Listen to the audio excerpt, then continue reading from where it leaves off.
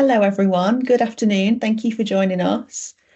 We are meeting today on a very new, exciting webinar that we've launched this year at Cynozure, talking about ISO 42001, AI compliance, and what you need to know. I'm Sophie. I'll be moderating today, and I'm joined by my colleague James Lupton, who is our Chief Technology Officer. You'll see me in the chat. You'll see me answering some questions as we go through, and I've got a little housekeeping that I'll go through, but I'll be moderating. James has got some brilliant content to share. And as I said, just before we dive in, I'll take you through that standard housekeeping that you'll have seen a million times over if you're used to coming to our webinars and potentially webinars elsewhere too. I know you'll all be really familiar with Teams, but do let us know where you're calling in from in the chat. I'm just outside of Nottingham today, where it's untypically very sunny. Would love to know where in the world you are this afternoon. And please do engage, ask us questions as we go through. You'll see that Q&A chat too. James will have time at the end to answer any and all questions that come up, so feel free to pop them in and we'll get through as many as we've got time for at the end of the session. If you could just move me across one slide, please, James. Thank you. So for those of you who have joined us before, welcome back. Great to see you on a session again. For those of you who are talking to us at Cynozure for the first time today, perhaps engaging with one of our sessions for the first time, I've got a small potted history for you. We are a data analytics and AI company, and we specialise in helping organisations of all types across industries to reach their data potential. So what does that mean? We support our clients across the entire data journey. So whether that's data and AI strategy, to the execution of that strategy through data management, technology architecture and engineering, the AI analytics and the data culture, literacy upskilling, and then on the data leadership side as well, and coaching of data leaders. So there's a broad range of things that we talk about, and you've probably seen that on previous webinars and sessions that we've done in the past. Today, specifically, we're talking about one aspect in AI that I think is really interesting, and lots of people will probably want to take the knowledge away from and start thinking about today. James, as you'll see, knows loads and loads about this topic, and he draws on experience that he has and Cynozure has across a broad range of clients. So we've worked with global brands across all different sectors. Some of them are on the screen in front of you. But that cross-industry experience really means that he's able to share with us what's going to add value, what some common pitfalls are to look out for, and how to get to the progress that you need to see for your business as quickly as possible. I think we can just go to the next one. Brilliant. So a little bit about us there. I will hand over to James now. He's going to take us through the agenda for today's session and dive straight in. Thank you, James. Brilliant. Thank you, Sophie. Hi, everyone. As Sophie said, I'm James, the CTO. I recognise a few names in the group. So hello there, for those of you who I do know. We're going to be talking about ISO 42001 today, which, as much as Sophie's kindly hyped up there, could arguably be quite a dry topic all in.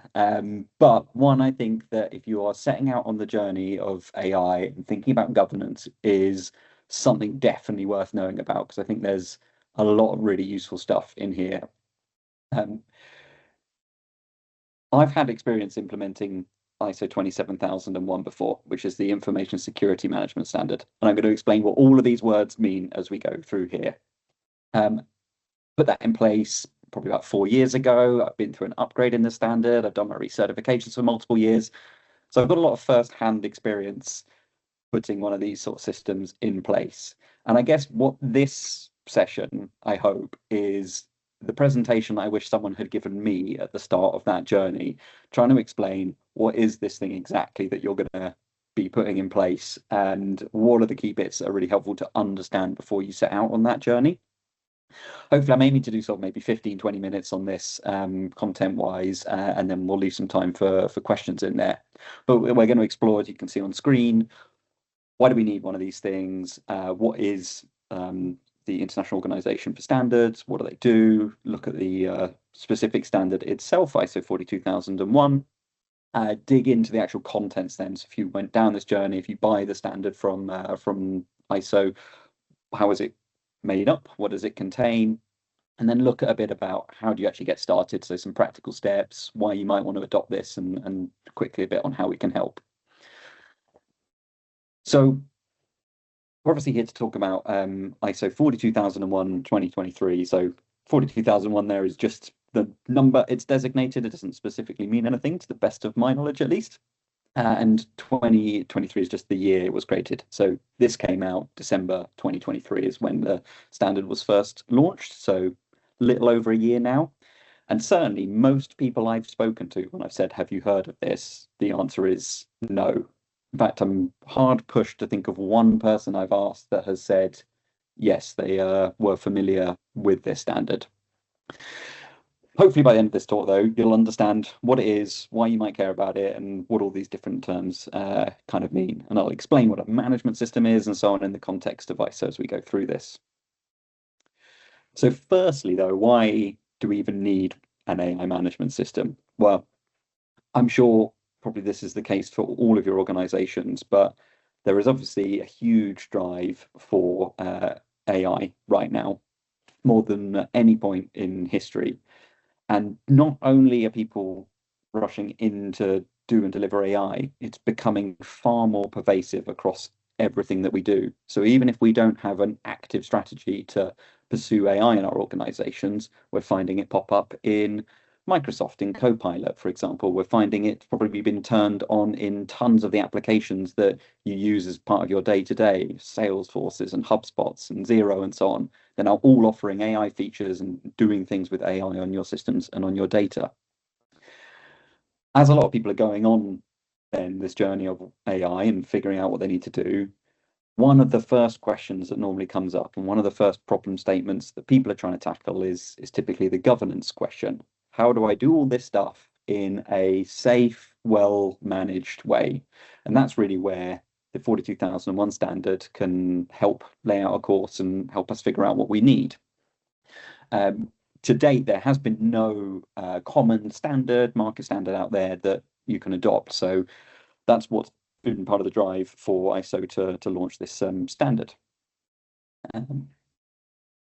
If you don't know who ISO are, what they are, it's the International Organization for Standardizations, who for some reason are not iOS, they're ISO, which I've never understood.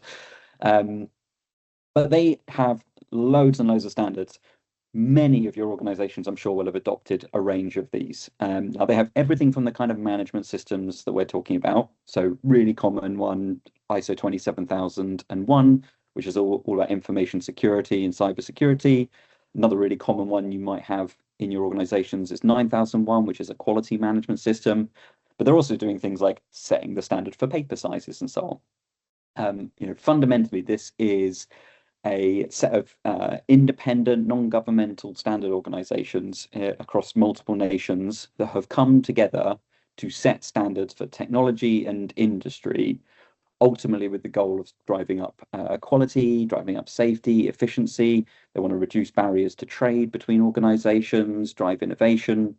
So they're really quite a positive and for good organization trying to make life a bit easier and better for everyone when it comes to doing business. Now, I've mentioned management system a few times as we've been going and talking through this. And in the context of ISO, a management system is what it says on screen here. So management system is a structured framework that an organization uses to establish policies, processes, and procedures to achieve specific objectives efficiently and consistency. And there's a few kind of key bits that we can break down within that. For me, I've always just simplified this in my head to being, it's an effective way for me to manage and mitigate risk and continually improve what I'm doing in a particular discipline. So whether that's AI development, whether that is information security or quality, whatever it is, it's about understanding risks effectively, putting in the right controls in place to mitigate and manage those risks, and continually improving what I'm doing. Now, it's not just about risk management alone. So that continuous improvement piece is really important as well. It is about doing this stuff really, really well and really effectively. And the controls and the systems that you need to put in place for these standards are there to help you do that. As part of that, you're also normally defining some clear objectives. And in fact, that's one of the things that you need to do as part of the process is establish some objectives. So as an example, in information security land, I might be setting objectives like I want to roll out a new antivirus piece of software to my organization by a certain date. I want to ensure zero breaches of my systems and data and so on. So objectives can really be anything, big or small, ongoing, but it's about setting those objectives and then continuously moving towards them through a clear set of processes, controls, and policies that back that up and support it. Now, the standard itself is very much an AI standard. So it's there to help us use AI responsibly and develop it and maintain it effectively in our organizations. So it kind of covers the full life cycle of AI, whether I'm a developer of it or a user of it. It's very much focused on that. It's got all the requirements that I need to establish in my organization to make sure that I have a system in place that manages risks, drives continual improvement in the context of anything that I'm doing with AI. This is very much about AI. So the important thing is that means this is building on other standards and frameworks. It's not a general management of an IT system. And if you've put in place other ISO standards before, you'll probably find that it's much easier to implement this standard because it builds on a lot of the same things. And as we'll see when we talk a bit about the structure and makeup of the document and what it includes, it has the same structure as other standards. So this has exactly the same content structure, if you like, as ISO 27001, for example, for information security.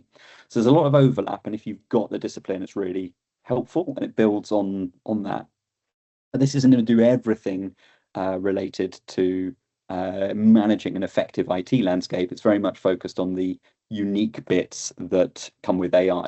So for example, AI continuously learning and evolving and changing its behavior over time in ways that we don't necessarily fully understand on the outset of working on it. It's quite different from a traditional IT system. So this drives additional controls and procedures that we might need to have in place. So in terms of who's it for, well, for starters, there's no minimum criteria for entry here. This stuff is relevant to anyone out there who is using AI. And right now, I'd say that probably includes basically every company in the world. There's probably very few people who wouldn't benefit from looking at and thinking about this standard. But specifically, if you're at the start of your AI governance journey and you need a framework and a structure and you're trying to figure out, well, what do I need to do? How do I actually manage AI effectively in my organization? This is a great thing to go and look at and think about picking up and adopting. If you want to show customers, partners, suppliers, your employees that you're taking AI seriously, that you're being responsible with it, then again, this is a great thing to think about adopting. I'll talk about certification in a second, but especially if you're thinking about going down the certification route.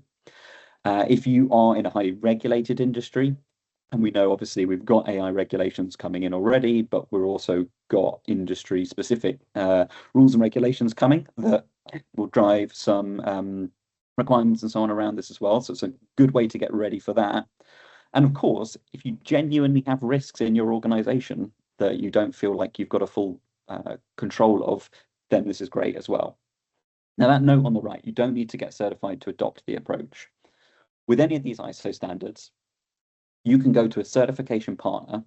You tend to get two options. You can go to registered partners of ISO who are approved to certify you, or indeed you can, I believe, go directly to ISO to get certified as well, though I think most people don't tend to go to that degree. They tend to work with a certifying body to get the badge, where they will come in, they will assess you and audit your compliance with the standard that we're going to talk through, and you get the badge, and you need to recertify every year. You need to keep it up to date as the standard evolves over time and so on. Now, that's great if you want to be able to put a badge on the website and say, hey, we take this seriously. and we've implemented this standard, and we're doing the right things around AI, and we're looking after your data, and we're looking after what we're doing properly, and we really care about this. But even if you don't care about getting certified, the structure and the bones of the standard are still really, really valuable. So you can just use it as a framework to adopt, regardless of whether you want to go down the certification route. So in terms of what is it? Well, effectively what you're buying when you buy the standard, and I think it's something like 179 Swiss francs to cost, so it's pretty cheap. And effectively that's buying you a PDF it's about 50 odd pages long, I think, this one. And it's got these sections in it. So I'm going to talk you through what each of these sections are. Now, for those of you who have done ISO work before, these should be really familiar. Context, leadership, planning, etc. These are the same headings that they use as a consistent structure through all of these management systems. Obviously, the information underneath is then tailored to 42001 and building an AI management system in this instance. So effectively, we've got clause 1 to 3, which is just general introductions to ISO, to the standard, and so on. Clauses 4 through 10, and I'll tell you a bit about what each one of those are, but clauses 4 through 10 basically explain what you need to do. What are the requirements of you as an organization to have in place when it comes to process, policy, roles, and so on, to be compliant with ISO 42001 standard. And then annexes A through D are supporting information. Now, Annex A is a really important annex, and the most important of them, as that covers controls you can implement. And again, I'm going to tell you about the controls and give you some examples of what that covers. Whereas B, C, and D are very much more sort of supporting information about some high-level loose implementation guidance and possible risks that you could consider to help you get going and so on. So clauses 4 through 10, though, that's the meat of what we have to implement in these. So context of organization, this is all about getting you to think about yourself in the context of AI. What are you? Are you a provider of AI services, a developer of AI, a consumer?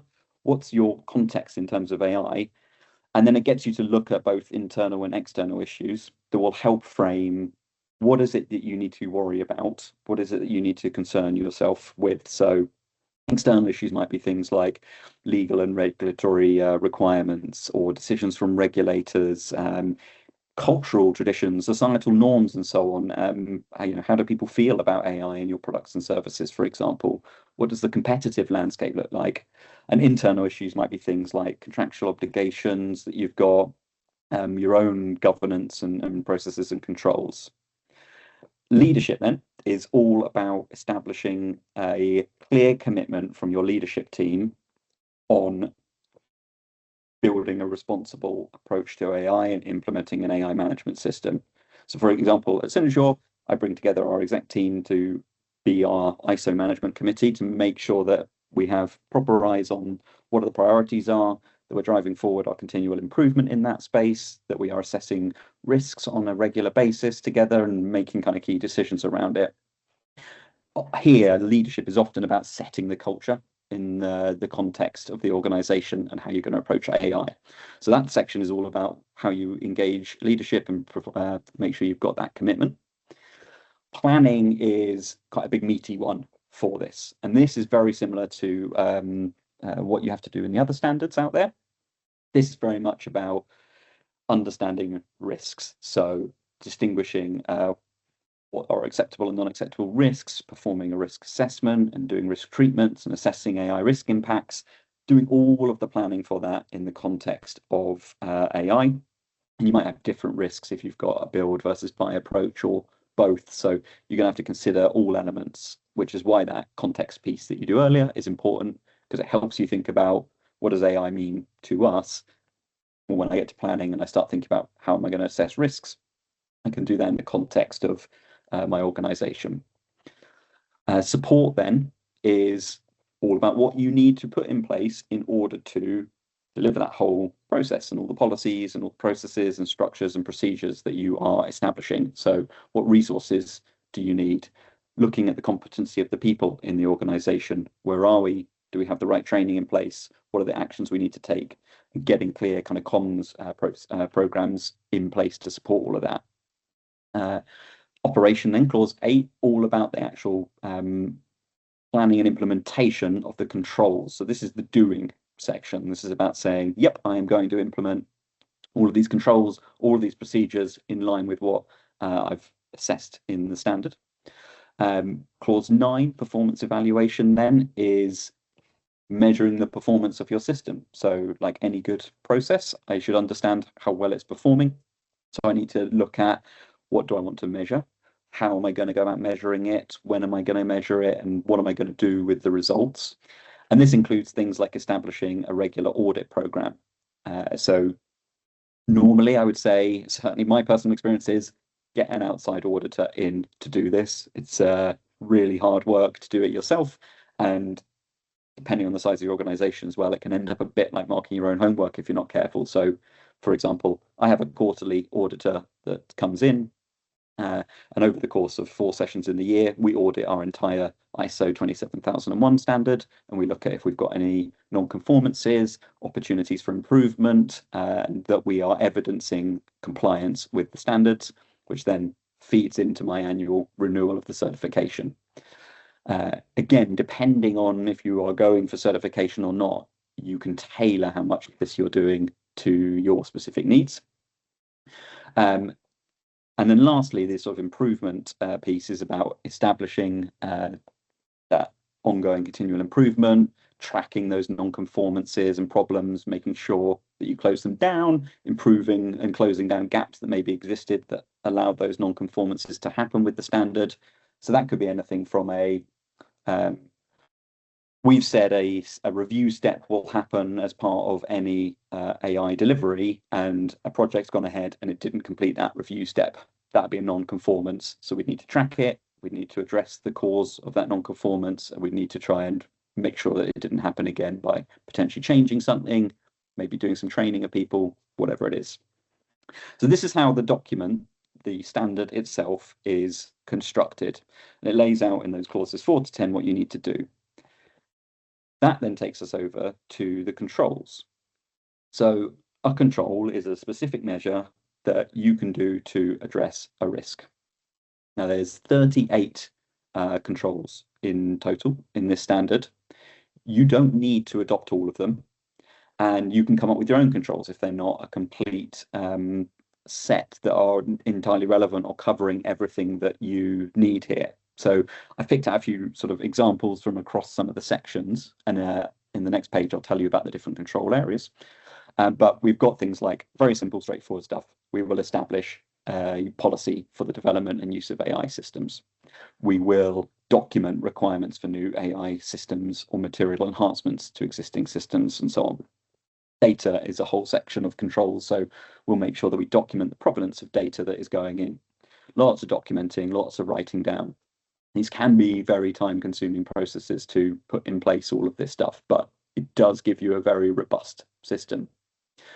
One of the things that you would do as part of working through this standard is you create something called a statement of applicability. And that basically would list out all 38 controls that the standard presents. And you'd go through and you'd say, one, is it applicable to me? So not every control suggested, though I think in the case of 42001, probably there won't be many that aren't relevant to people, but not every control will be relevant. You know, an example from the information security world, we are a virtual business. So there's certain controls that relate to physical security, managing a data center, for example, that aren't applicable to us. So we explain why in our statement of applicability that control isn't relevant. But for the ones that are, we say, yep, that's relevant, explain why, point to where our evidence is, and so on. So it builds up our view of what controls we're putting in place, why are there some that we've not used, and for the ones that we are using, where's the evidence, what is the thing in place that's actually demonstrating that control. So there are a ton of control areas that these 38 things sit into. So policies, so this is all about the setting up policies. I think there's just 2 controls in this section. It's worth noting the short description underneath the purple headings is taken from the controls section of sort of shortened it just for space, but these are actually the objectives for each control area as described in the standard themselves. So we've got things like internal organization. So this is establishing controls around definitions of roles and responsibilities, for example. Resources for AI systems. This is all about establishing controls for understanding what systems, people, tools are related to development of our AI systems. Assessing impacts of AI systems is about having a clear process in place that lets you do impact assessments on people, groups, society, and so on. AI system lifecycle. This is all about making sure that you've got a clear process and the required documentation in place for things like requirements for design, for support and monitoring, and so on across that AI lifecycle. Data, really key part of this, about understanding where my data is sourced from, its quality, how it's being prepared, and so on. Do I have the right rules and controls in place to assess I'm allowed to use it for its purpose? Information for interested parties. So looking at, do I have the right documentation that lets me explain to, say, customers or other stakeholders what's happening, how this AI is being used? Have I got good controls in place to communicate incidents and problems, for example? The use of AI systems. So this is all about making sure that we have controls in place that clearly document the process for how any of these things are going to be used. And that could be everything from a product recommendation widget on the website through to a summary in Copilot, for example, in the organization. So any sort of type of AI system. And then last one, third-party and customer relationships. So have I got good controls in place for considering where I need to hand out other responsibilities or how I might need to communicate to third parties about things? So there's loads of stuff in the standard and lots of controls for you to think about that all in give you a really comprehensive system for managing AI in your organization across this entire life cycle in any form it might take. What you shouldn't expect, though, from it is, one, it's not entirely comprehensive of all things. So it calls out to some other standards at a couple of points, for example. They have standards in place for risk management. So you may need to go, if you haven't got a good risk management process or understanding of that, you might want to look at another standard. You don't need to be clear, but it is building on other standards and assuming that you've got some fundamentals in place when it comes to management. It's not detailed implementation guide. So while those appendixes have some information, it's not sort of super low level detail. It's not a bunch of templates and standards. You don't get a copy of an AI policy to use and customize, for example. That's you're on your own for.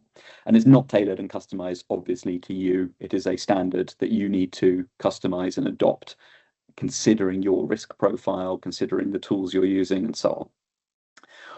For things like templates and standards and copies, that's why you go and work with an implementation partner who can bring you some of those to help accelerate your delivery. So if you're looking at all of this and thinking, yeah, great, I've been tasked with doing AI governance, I didn't really know where to start, and this sounds like at the very least it would give me a good framework to pick up and adapt and put in place, then from my experience, here's a few things that I would suggest. First one is get a small little team, and by cross-functional I mean make sure you've got some representatives from some key areas. So someone maybe from IT, someone from security, maybe someone from development or the data team, and so on, that are going to work on this together. It can be a lot of effort to put these things in place. If you're a small enough organization, you could do it by yourself, but as soon as you get to any kind of size and scale, this will be a pretty significant effort. Start with a gap analysis. So look at the standard, look at what it says you need to do, look at all the controls that it lays out in there, and go, how well covered are we at the moment? If you already have a really good risk management process, great, you're already a few steps towards putting this in place. If you already have an AI policy, if you have a clearly documented catalog of AI assets, great, you're already there, but it would help you get a view on where are you, how much of the standard have you got covered? Alongside that, then, looking at value is really important. So understanding the initial risks that you're facing and how much opportunity and value will help you contextualize how much effort should you really put into this? Because if there are some major risks for you, then having a good process in place is going to be quite important. If the organization's investing heavily and thinks there's real opportunity, also really important to have a good process in place. Number 4, stakeholder engagement. There's lots of teams you're going to need to speak to. And I think it's really important to test the appetite to commit to this thing because, for example, there's a whole section on leadership. Your leadership team needs to be committed. They are going to have to spend time and energy on this if you want to do it properly. You know, if you're going for the certification end of the spectrum, then they're going to have to meet about this and talk about this. So you need to make sure that everyone is clear on why we would do this, which kind of comes to point 3 on this, and understands and is committed to seeing it through. And then lastly, I build out a high-level plan, looking at the sort of steps and process you're going to go through. I would say assuming a 6 to 12-month time frame to work through and slowly start building out the assets, the processes, and landing them is good. If you were going down the certification route, you don't have to have everything in place to get certified with these standards. So it's not a requirement to have this fully running and operational in order to be able to get going with this. You just need to show that you're on the journey, you've got a plan, you've done risk assessments, you understand the controls that you need to put in place and are working towards it. So benefits then, and then we're nearly finished. Great for improving stakeholder trust and transparency. I think there's a huge awareness of AI in the general public now, and not necessarily to a sophisticated level, but just an understanding that AI is doing things with their data, with their accounts, and so on. So being able to tell people that you're doing this in a responsible way, really, really powerful. Obviously, compliance and regulatory readiness. So whether you are already governed by some specific rules you need to comply with, or you're just in a space where you need to get ready because something's coming down the line, really helpful for having a clear way to communicate, hey, we're doing this properly. One of the reasons we put ISO 27001 in place, for example, at Cynozure, was that when we're onboarding with new clients, security teams want to know what our information security posture is. And it's so much easier to be able to say we're 27001 compliant because it immediately answers a load of questions and provides a level of comfort for them. So being in a position where you can tell a regulator, yeah, we've implemented this standard, really helps speed up that journey. Obviously going to put you in a better place for risk management, having clear processes, but it also is going to push you into that continuous improvement culture. And that's a really nice piece of what these ISO standards bring you, is that drive to just constantly chip away at doing better. It doesn't have to be big programs. It can just be about small improvements, but getting into that mindset and process with all of this, that you just need to continually chip away at risks and opportunities. It's going to help you drive up quality through good processes, and initially it's going to help you differentiate yourself. So most people don't know about this yet. I don't know what the adoption stats look like out there, but I'm imagining they're very, very low. So being able to have the badge that says we've done this properly is a great way to sort of make yourself stand out when it comes to doing this stuff right.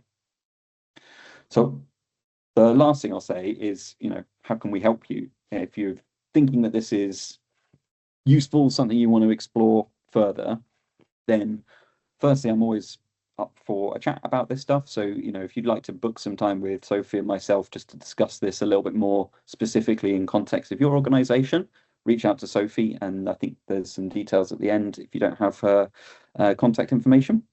But what we can do is we can help with things like an initial gap analysis exercise, just to help you understand what's your starting point and what might you need to put in place. We can work with you on that initial risk assessment. So look at, in the context of your organization, what are the risks that you'll face and what's the potential value of putting this in place, help you get that across to the business if you're looking for investment in this.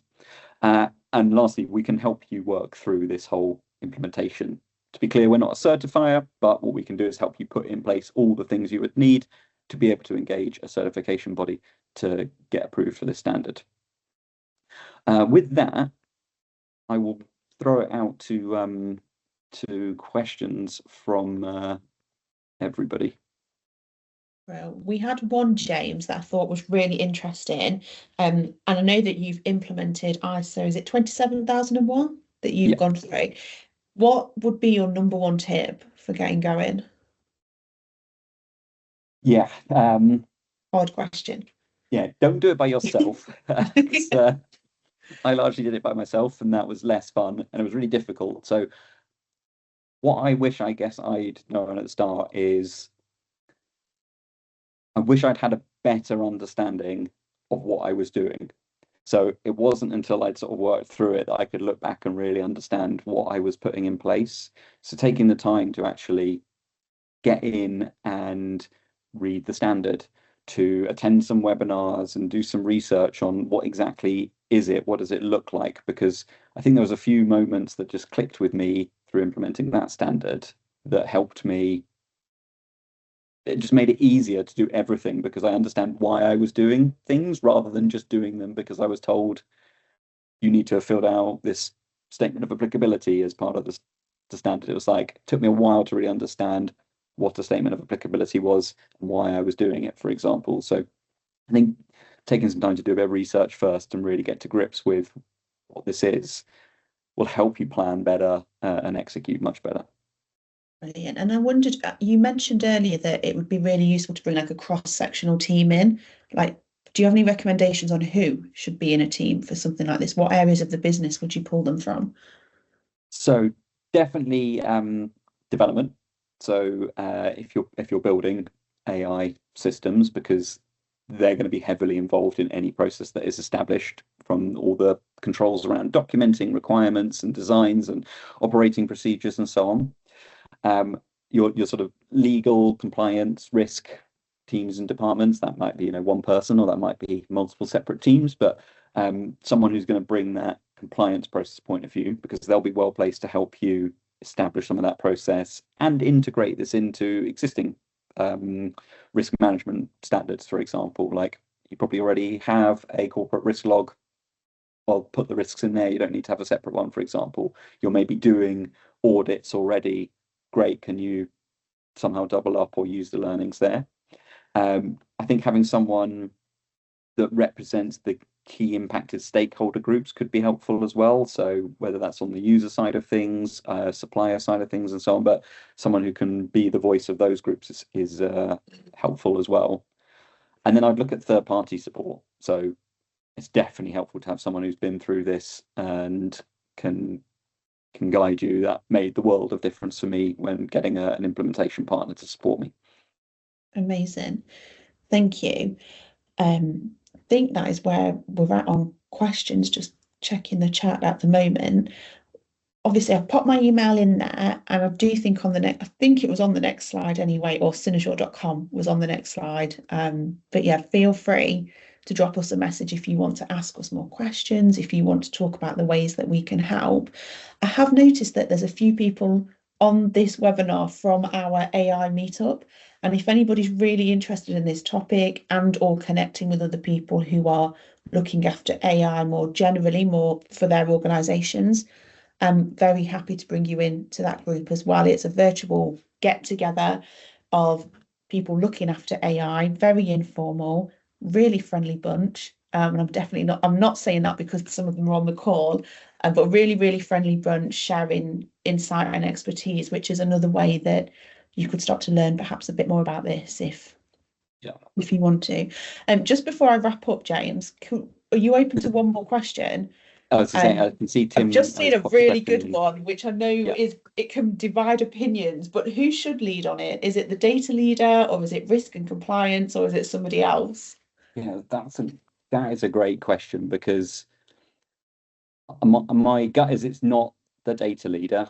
And the reason I would say it's not the data leader, though I think they've got a key role to play as part of the group, is because there's lots of this AI stuff that's not really anything to do with data.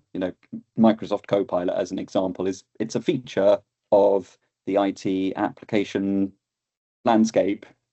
IT look after it. It's rolled out through that. So there's lots of those kind of things that are just embedded application AI usage, or line of business. It's, the marketing team using ChatGPT or some kind of agent and so on. So it's a really interesting one because there's no there's usually at the moment not a clear AI owner in the organization. The driver for this is likely to come from an IT leadership, because IT leadership is usually the one interested in kind of control and process and establishing risk management around this. But yeah, I think that's a really tricky one, because it's not quite as clear as like a CISO.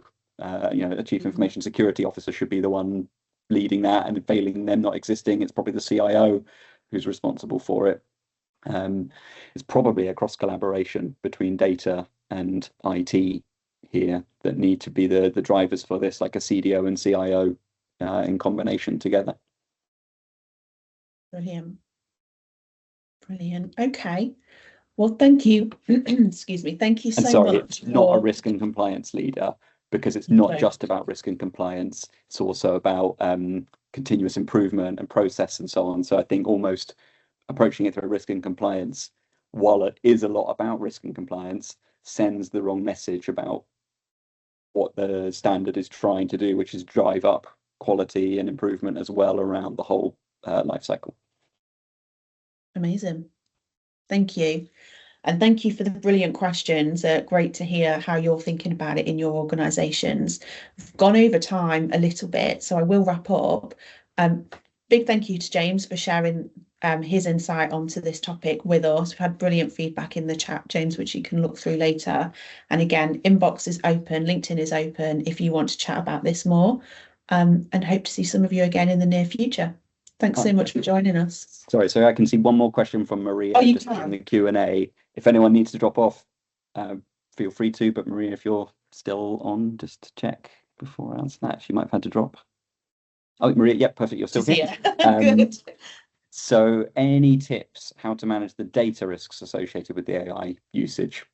So there is a whole section. Let me just skip back. Are we looking at that? Yep.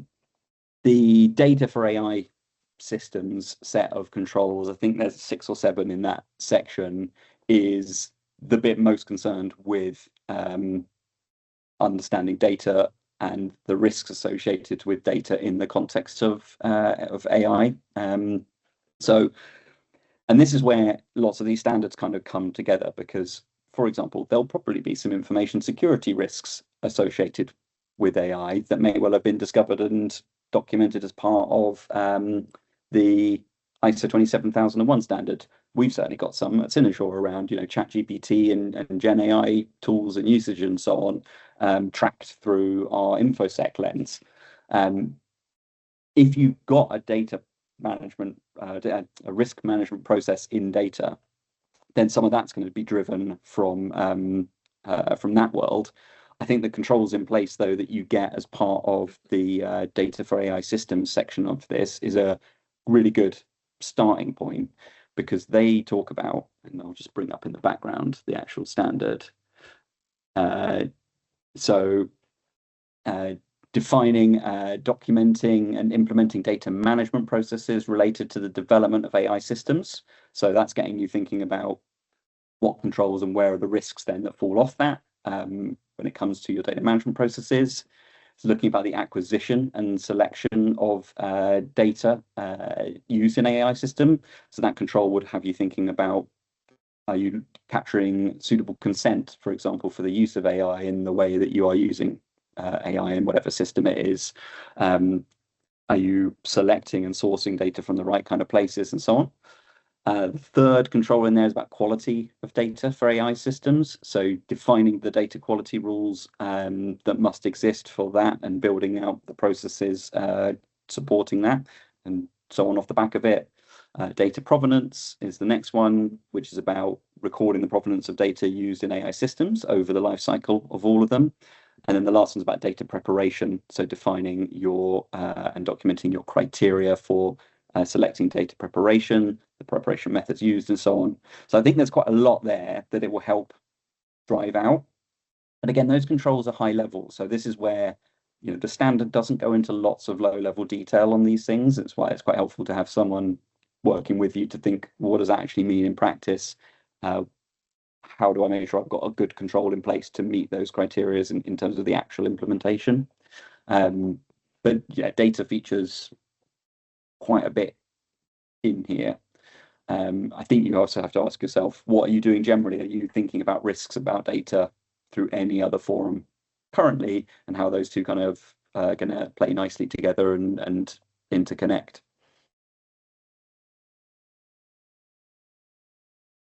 Cool. Thanks, thank you. Hopefully that answers the I'm question.